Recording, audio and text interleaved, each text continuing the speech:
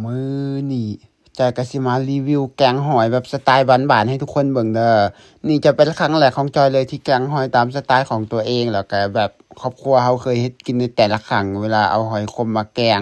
คือปกติแล้วที่จอยเฮ็ดอ่อมหอยคือจอยจะเฮ็ดตามในคลิปแล้วก็สิเฮ็ดตามแบบว่าคนในเมืองเขาเจ้าเฮ็ดแล้วจอยค้นหาเบิ่งวิธีเฮ็ดในโซเชียลว่าเขาเฮ็ดจั่งใดแล้วก็เฮ็ดให้ทุกคนเบิ่งแต่ว่าอันนี้จะเป็นครั้งแรกของจอยเลยที่เฮ็ดตามสไตล์ของตัวเองแล้วก็เฮ็ดตามที่ครอบครัวเราแกงกินทุกมื้อว่าเอาอิหยังใส่แหน่มื้อนี้จอยก็คือจะมารีวิวให้เบิ่งเป็นจั่งใดสำหรับผู้ใดอยากรู้ว่าวิธีเฮ็ดกินแบบง่ายๆของเราเป็นจั่งใดก็ไปเบิ่งกันเลยว่าแล้วก็ไปเบิ่งกันเลยเด้อ สบายดีทุกคนมีจักก็คือจะมารีวิวแกงหอยตามสไตล์ของตัวเองให้ทุกคนเบิ่งเด้ออย่างแรกเลยเอาไปเก็บตัวหอยมาแล้วอันทำมาขังไว้แล้วตัวหอยขมเด้อทุกคนเราก็จะต้องมาต่อยก่อนเราก็ต้องต่อย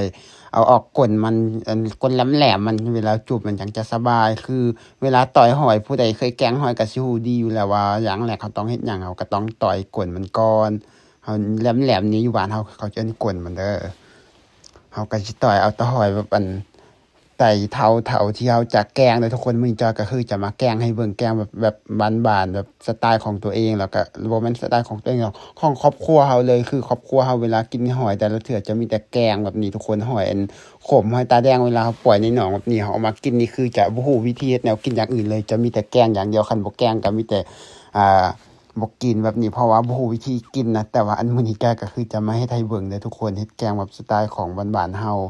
ได้ก็ต้องต่อยก่อนหลังจากนี้ต่อยไปต่อยมาก็คือได้พอเท่าที่ควรแล้วก็คือจะเกรียมเอาไปล้างน้ำทุกคนแต่ว่าก่อนสิไปล้างน้ำจ้อยก็บอกว่าให้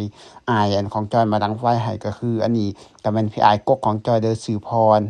บอกให้อันเลามาดังไฟให้เพื่อสิเฮ็ดแนวกินเพราะว่าจ้อยบ่ทันมันสิค่ำแล้วเราต้องรีบต่อยต่อยนู่นนี่นั่นมันต้องฝ้าวเด้เพราะว่ามันสิบ่ทันได้คลิป หลักๆแล้วก็เฮ็ดกินตอนเที่ยงนำแล้วตอนเที่ยงก็เป็นตอนบ่ายแล้วกว่าสิได้กินข้าวเที่ยงแต่ละมื้อนะเพราะว่าเฮ็ดคลิปมันโดนเด้ทุกคนก็คือเฮ็ดคลิปโคตรโดนเลยกว่าสิแล้วแต่ละมื้อนี่จนว่าตอน2:00 3:00แลงจังได้กินข้าวสวยแบบนี้อย่างไวที่สุดเลยแต่ละมื้อน่ะต่อมาเราก็คือจะมาล้างน้ำตัวหอยทุกคนตัวหอยเจอก็ต้องมาล้างหลายน้ำเลยเด้ล้างให้มันสะอาดก่อนเราสิไปเฮ็ดแนวกินเราก็ต้องล้างก่อนส่วนอ้ายของจ้อยเราก็สิตำบักหุ่งเฮ็ดแนวกินมื้อสวยเด้อเราก็สิตำบักหุ่งส่วนจ้อยเองก็คือจะแกงตะหอย เฮ็ดคนละอย่างกันแต่ว่าก็กินนำกันคือเก่าอันนี้ก็คือแล้วสำหรับการล้างของเราต่อมาจากเกี่ยมเครื่องปรุงก็จะต้องตำข้าวเบื่อนำทุกคนก็คือจะเอาข้าวเบื่อใส่นำเดี๋ยวบางเทื่อก็เอาข้าวเปียนใส่เวลาแกงหอยแบบนี้ส่วนใหญ่จะเอาข้าวเปียนใส่แต่ว่าอันนี้จะเอาข้าวเบื่อใส่เด้อเพราะว่าบ่มีข้าวเปียนคือตำข้าวเบื่อเลยทุกคนตำข้าวเบื่อแล้วต่อมาก็เอาควักใส่ถ้วยเอาไว้หลังจากตำข้าวเบื่อแล้วต่อมาก็คือจะเกี่ยมเอาผักหอมมาเผื่อว่าเราจิต้องตัดต้องซอย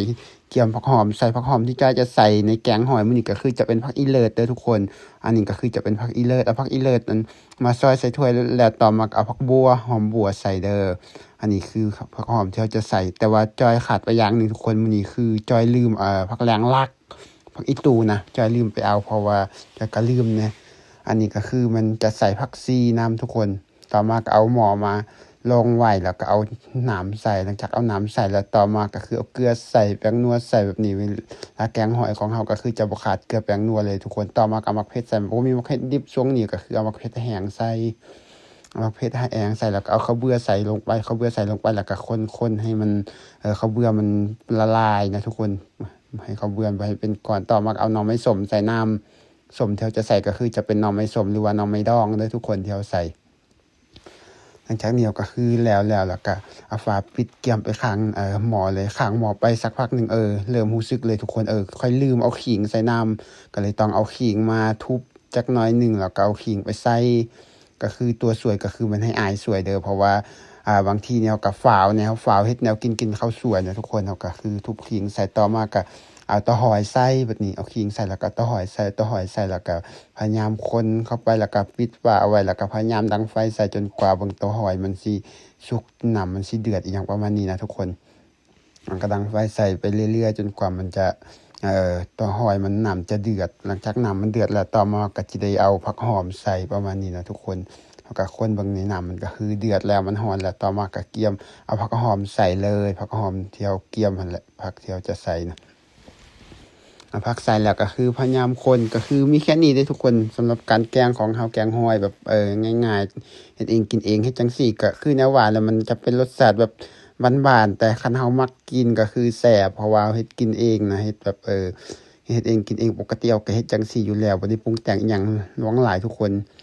กินเท่าที่มีบ่จำเป็นต้องกินให้หรูหรากินเท่าที่มีต่อมาก็ไปซิมเบิ่งน้ำมันคือบ่จอบปานใดก็คือเอาน้ำปลาแดกใส่น้ำทุกคนเอาปลาแดกใส่นิดหนึ่งเพื่อเพิ่มให้มันจอบต่อมาก็คือปรุงเลยมันสุกแล้วเกียมเฮ็ดแนวกิเกียมจะกินแต่ก่อนจะกินก็คือจะต้องตักใส่ถ้วยก่อนก็ให้อ้ายเป็นคนตักจอยเป็นคนถ่ายคือเก่า จอยเคยโพสต์คลิปสั้นไปแล้วก็โพสต์อันรูปภาพไปมีคนถามว่าอันนี้แม่นผู้ใดแม่นน้องเจ้าว่าบ่แม่นเด้ออันนี้แม่นอ้ายกกข้อยหน้าตาก็สิบ่คือกันเพราะว่าจอยเกิดมาตอนยังน้อยจอยปากแหว่งจอยก็คือบ่คือผู้ใดในครอบครัวเลยจอยจะเป็นคนแปลกที่สุดในครอบครัวแล้วก็เป็นคนแบบว่าเป็นคนผอมแล้วก็สูงกว่าคนอื่นอยู่เดะอันนี้ก็คือเฮ็ดเองกินเองทุกคนก็จะมีแจ่วมะกอกนำแล้วก็แกงหอยแล้วก็สิมีส้มตำบักหุ่งอ้ายของจอยเป็นคนตำเด้อมื้อหน้าจอยก็สิลองเฮ็ดตำบักหุ่งให้เบิ่งเพราะว่ามีคนอยากเห็นตำบักหุ่งแบบบ้านๆอันนี้ก็คือส่วนหลายจะเฮ็ดแบบสไตล์ในเมืองทุกคนตำบักหุ่งนู่นนี่นั่นเขาก็คือหลังๆมานี้อีหยังเขาก็เฮ็ดสไตล์ในเมืองหมดแล้วเพราะว่าคนเบิ่งมันจังจะรู้สึกว่ามันแซ่บแบบนี้คันแบบสไตล์บ้านนอกเกินไปแบบบ้านเฮาคนเบิ่งก็สิบ่น่ากินอิหยังประมาณนี้ แล้วสำหรับผู้ใดมักคลิปแบบนี้ก็อย่าลืมกดไลค์กดแชร์ให้เฮาเด้อแล้วพบกันใหม่คลิปหน้าสำหรับคลิปนี้ขอจบส่ำนี้แล้วว่าแล้วก็ไปบ๊ายบายพบกันใหม่คลิปหน้าเด้อ